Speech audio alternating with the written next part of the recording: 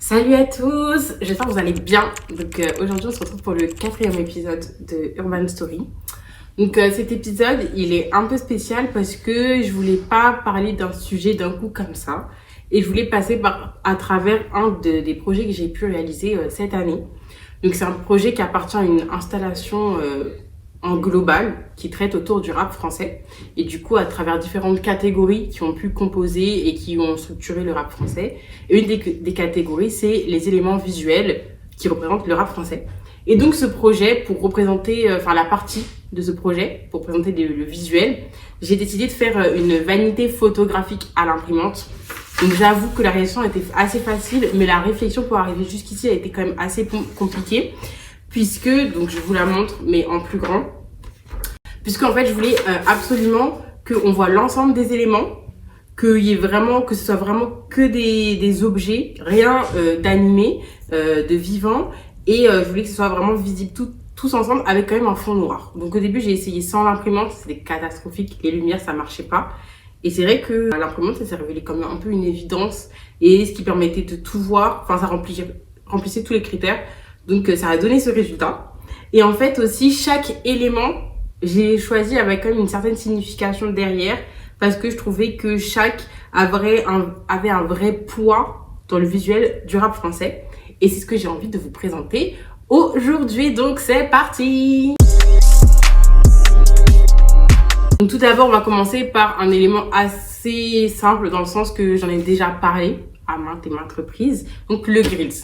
Je vais pas refaire toute l'histoire puisqu'il y a eu le premier Urban Story qui traite de ça. Mais pour la faire court, c'est que le grills aujourd'hui, il est très représenté, très porté par les artistes francophones, les rappeurs et rappeuses francophones. Et c'est aussi le rap, ce type de musique qui a permis le développement et l'expansion du grills en France, dans la société française et dans la culture urbaine, etc. Donc ça, c'est pourquoi le grills, j'ai choisi comme visuel pour le rap français. Donc ensuite, comme deuxième élément, qui est un peu une continuité au grills, on va retrouver tout ce qui est pendentif, parure, donc pendentif, collier, bague, bracelet, parure, que portent énormément de rappeurs et rappeuses avec différents matériaux, de l'or, de l'argent, des diamants, VVS, etc. On retrouve des matériaux très précieux et donc c'est une continuité un peu au grills puisque là c'est quand même ça reste des bijoux. Donc comme au grills, ça a été emprunté aux Américains avant d'arriver en France.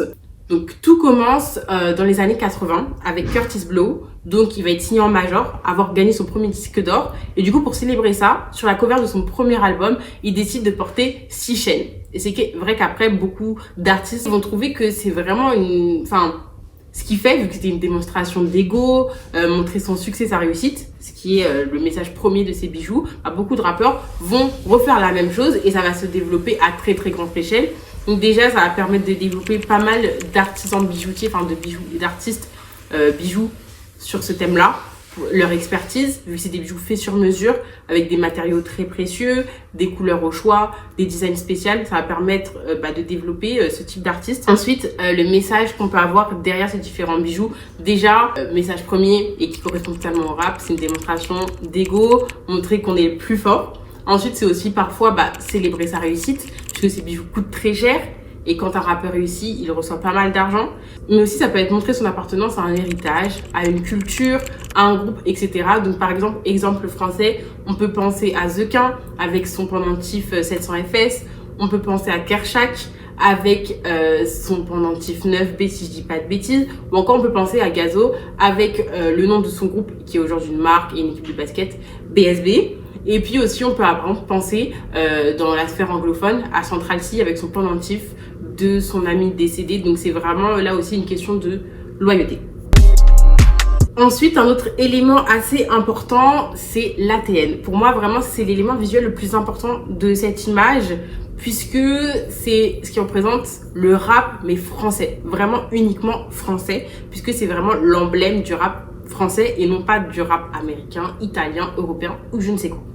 Une petite histoire de l'ATN, ça remonte en 1997 avec Sean McDowell.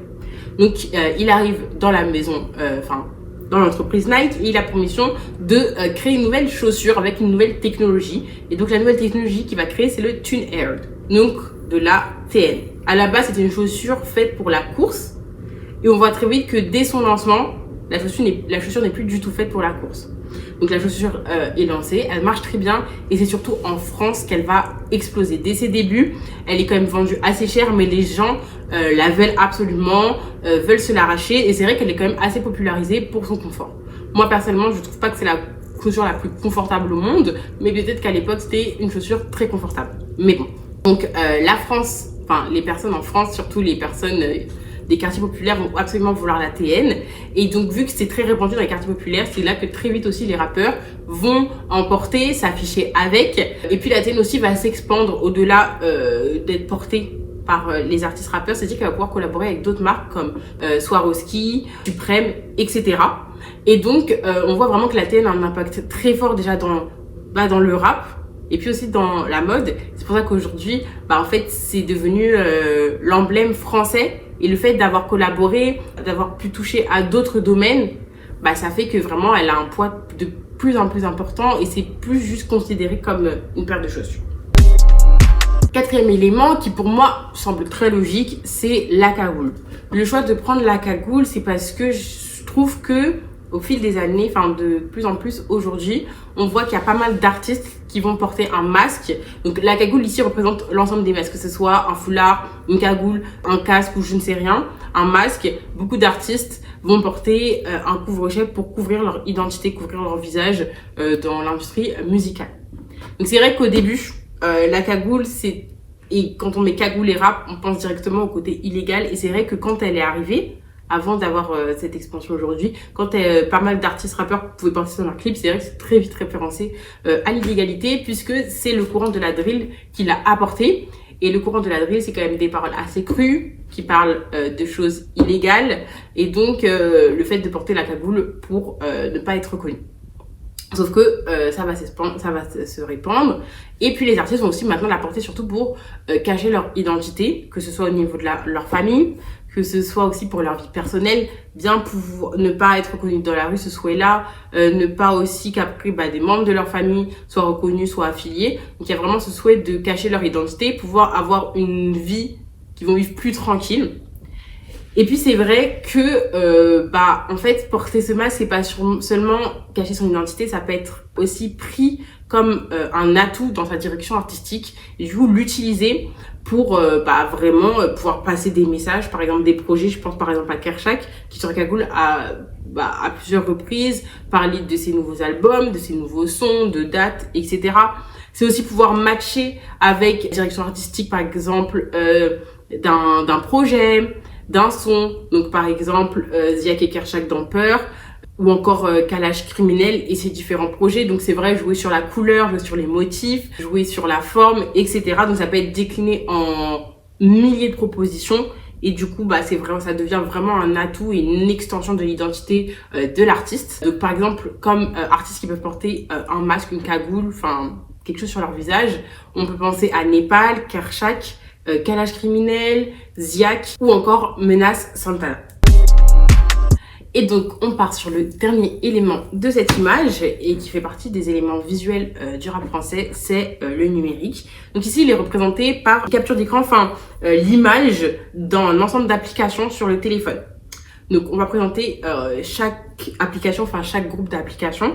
Et pourquoi le choix du numérique? C'est parce qu'aujourd'hui je pense que le fait que le rap et surtout le rap français soit aussi connu mondialement en France et qui ait autant d'impact sur la culture française, c'est grâce aux médias, c'est grâce à toutes les initiatives numériques, aux réseaux sociaux qui ont permis l'expansion du rap parce que c'est vrai que très longtemps le rap français a été mis derrière, a été marginalisé et les seules fois où on en parlait publiquement, c'était vraiment c'était pas positivement, c'était surtout péjorativement. Donc qu'est-ce qu'on retrouve? Tout d'abord on retrouve les réseaux sociaux. Donc par exemple là il y a Instagram, mais on peut aussi penser à TikTok. Donc c'est des réseaux sociaux qui permettent très rapidement et par masse diffuser des informations, projets, etc. ou des nouveaux artistes. Et quand ça fonctionne vraiment. Ça veut dire que ça va tourner, ça va devenir hyper populaire. Donc c'est vrai que les réseaux sociaux ont joué un jeu sur ça. Ensuite, on va voir les médias. Donc, par exemple, là, on retrouve Bouscapé, Yard, Rap Plume ou encore Rap Miners. Donc, il y a les médias qui sont bien insérer, les nouveaux médias rap. Mais eux, ces médias rap, c'est eux qui vont célébrer la culture rap, qui vont vraiment vouloir parler que de rap, contrairement aux autres médias où quand on en parle, c'est peut-être pour raconter des histoires, des petits trucs spéciaux qui se sont passés dans un sens, pas par exemple sur un artiste qui a sorti un projet, mais un artiste s'est fait arrêter, etc. Il a collaboré avec un autre artiste, mais qui fait pas partie du rap. Et là, vraiment, ce qui est bien avec les médias rap, c'est qu'ils parlent de tout artiste, les nouveaux comme les anciens, de leurs projets, d'interviews, donc vraiment l'artiste aussi sur son processus créatif, sur sa direction artistique, etc. Et donc c'est vrai que ces médias ont pu vraiment porter un œil positif et créer une vraie communauté autour du rap français. Également, ces médias, ils ont permis plusieurs initiatives. Donc quand je parle d'initiatives, c'est par exemple des festivals, des lives, des interviews ou encore des concepts comme Un son, une heure, Dans la Gova ou encore Grunt. Ensuite, on peut aussi parler de YouTube, parce que YouTube, c'est à la fois un média, un réseau social, enfin, c'est un peu un tout, parce que c'est là, donc je trouve que c'est intéressant d'en parler et de le mettre à part entière des réseaux sociaux, parce que c'est là que ça permet d'avoir des versions longues. Par exemple, pour les médias, leur interview, leur live, d'avoir des versions longues. Et là, on peut retrouver les clips ou les films des artistes, et donc vraiment en savoir plus sur leur direction artistique, leur visuel en tant qu'artiste. Mais c'est aussi là qu'on peut découvrir d'autres personnes, autres que les médias, d'autres acteurs dans l'industrie de la musique et du rap qui viennent célébrer le rap français, donc les youtubeurs, les influenceurs, etc. Ensuite, d'autres applications, on peut dire numériques, qui sont très importantes, ce sont les plateformes de streaming, Deezer, Spotify, Apple Music, etc.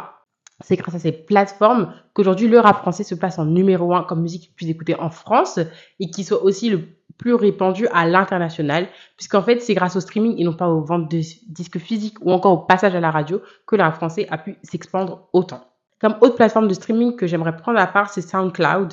C'est une plateforme de streaming qui permet là plutôt ici aux artistes émergents ou aux personnes qui veulent diffuser leur musique, ce qui est leur travail musical, de le poser sans savoir peut-être encore à ce moment-là toutes les questions légales ou etc. qui touchent à la musique que moi-même je ne connais pas. Mais du coup, ça permet déjà de diffuser de manière différente que les réseaux sociaux sa musique et peut-être dans un cadre un peu plus encadré. Et donc, c'est vrai que ça a permis pas mal de visibilité sur certains artistes, surtout en 2017-2018, et même encore aujourd'hui. Et puis, il y a pas mal d'artistes français qui ont commencé sur SoundCloud. Ça a pas mal fonctionné, ça a aussi fonctionné sur les réseaux sociaux, et ils en sont arrivés à là où ils en sont aujourd'hui actuellement. Enfin, le dernier interface numérique que je semblais important de parler, c'est le Colors. Bien que le Colors, ça soit un concept musical international et pour tout style de musique, c'est vrai qu'à chaque fois qu'ils ont voulu représenter la France, ça a toujours été représenté à travers le rap. Kershak, Kalash, Gazo, Koba, Chief ou encore PLK ou encore Niska, c'est vrai que le Colors a toujours mis en avant le rap français et c'est vrai que je pense que cette mise en avant déjà pu toucher un plus grand public français puisque c'est tout style de musique et puis aussi un public international beaucoup plus puisque c'est un concept qui touche tous les pays du monde. Donc voilà, je vous ai présenté les 5 éléments qui composent cette photo, les 5 éléments que je considère qui sont quand même importants dans le visuel du rap français. Et puis ça me tenait vraiment à cœur de vouloir parler de ce projet-là, de cette image, puisque je voulais qu'on comprenne un peu la réflexion que j'ai eue derrière, pourquoi j'ai choisi tel ou tel objet et qu'est-ce qu'ils avaient à raconter pour le rap français. J'espère que ça vous a plu. Donc on touche à la fin de la vidéo et on se retrouve pour la prochaine vidéo. Bye!